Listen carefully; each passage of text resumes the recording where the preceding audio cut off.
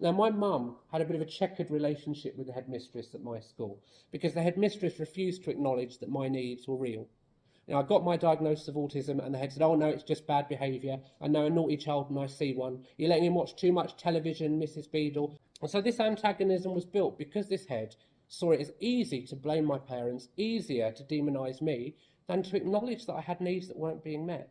My exit from primary school was the most EastEnders moment of my childhood. I remain immensely proud of it. So I've been suspended from school for what turned out to be the last time, and I was waiting for my parent to arrive to have the "you've just been suspended" meeting.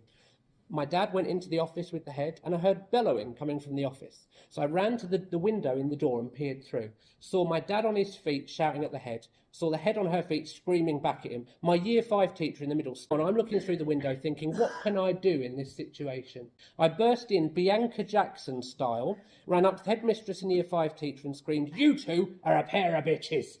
And I can tell you, 26 years on, that was not the right thing to do.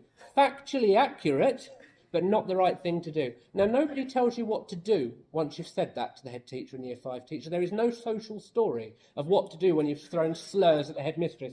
So I'm stood there thinking, what do I do now? Do I leave quietly? Do I do a bow? Do I do an encore? Dad says, "Do you want to leave the room, son?" So he takes me outside. I'm outside in the anxieties building and I'm hyperventilating. And in those days, I used to hyperventilate a lot. So I collapsed on the floor, clutching my chest, hyperventilating. When I came round, they were all bent over me, and the head teacher said, "Would you like a glass of water out of the special head teacher's tumbler?" Because, of course, the first thing I'd want after hyperventilating is to share spittle with the she-devil. She then turned to my dad and said, "Do you think you need an ambulance, or will you be all right?" So my EastEnders exit from primary school in year 5 was in an ambulance with an air mask on. Only going in a black cab is more EastEnders than that.